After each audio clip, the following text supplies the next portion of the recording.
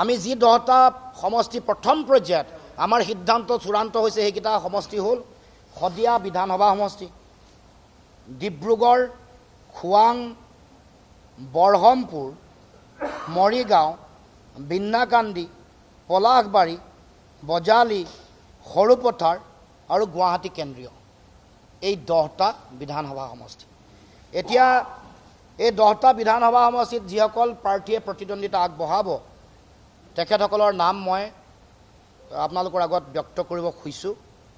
প্ৰথমে খোৱাং বিধানসভা সমষ্টি, দলৰ সভাপতি মই লুৰিণজ্যোতি গগৈ, মই প্ৰতিদ্বন্দ্বিতা কৰিম।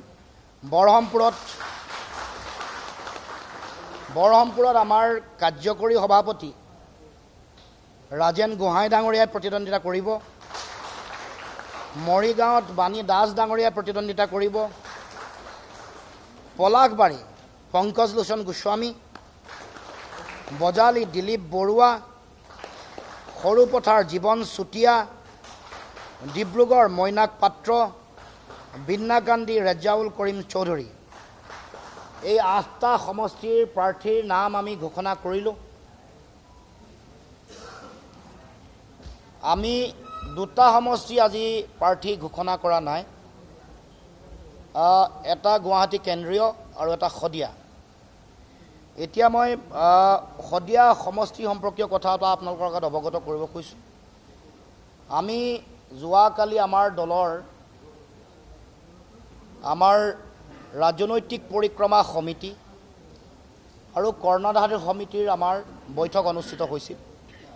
বৈঠকত ৰাজনৈতিক পৰিক্ৰমা সমিতি আৰু কৰ্ণধাৰ সমিতিয়ে বহুত যথেষ্ট আলোচনা বিলোচনাৰ অন্তত আমাৰ দলৰ যিহেতু প্ৰথম পৰ্যায়ত 10 গৰাকী চূড়ান্ত হৈছে আৰু আমাৰ দলটোৰ যিহেতু সভাপতি, কাৰ্যকৰী সভাপতি, সাধাৰণ সম্পাদক গোটেইকেইগৰাকীয়ে নিৰ্বাচনত প্ৰতিদ্বন্দ্বিতা কৰাৰ চিন্তা চৰ্চা কৰিছে, সেইকাৰণে ৰাজনৈতিক পৰিক্ৰমা সমিতি আৰু কৰ্ণধাৰ সমিতিয়ে পৰামৰ্শ আগবঢ়াইছে যে নিৰ্বাচন পৰিচালনা, প্ৰচাৰ কাৰ্য এইবোৰ সকলো চোৱা চিতা কৰিবৰ কাৰণে লগতে এটা পৰ্যায়ত 13টা দিনত প্ৰচাৰ কাৰ্য, 13টা দিনৰ ভিতৰত সকলো ধৰণৰ কাম কাজ সম্পূৰ্ণ কৰিবৰ কাৰণে সকলোৱে যিহেতু লাগিব আৰু এটা পৰ্যায়ত যিহেতু নিৰ্বাচন হ'ব, গতিকে 3জনৰ ভিতৰত এগৰাকী সভাপতি, কাৰ্যকৰী সভাপতি, সাধাৰণ সম্পাদকৰ যিকোনো এজনক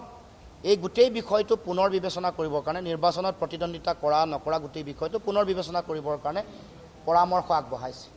আৰু তাৰ ভিত্তিত আজি সেইকাৰণে শদিয়া সমষ্টিৰ নাম ঘোষণা কৰা নাই, শদিয়া সমষ্টিৰ নাম ঘোষণা নাই কৰা, কিন্তু আজিৰ দিনটোত কাইলৈ শদিয়া যিহেতু এইটো গোটেই বিষয়টো শদিয়াবাসী ৰাইজ বা শদিয়া সমষ্টিৰ দলৰ কৰ্মকৰ্তাসকলৰ লগত বিষয়টো যিহেতু জড়িত হৈ আছে, গতিকে অহা কাইলৈ গোটেই বিষয়টো পুনৰ আমি আলোচনা কৰিম শদিয়া সমষ্টিত গৈ, তাৰপিছত পৰৱৰ্তী দিনসমূহত চূড়ান্ত সিদ্ধান্ত লোৱা হ'ব। গতিকে এতিয়া মই গোটেইকেইটা 8টা চিটৰ মই প্ৰাৰ্থীৰ তালিকা ঘোষণা কৰিছোঁ, 2টা বাকী আছে, পৰৱৰ্তী সময়ত ঘোষণা কৰিম।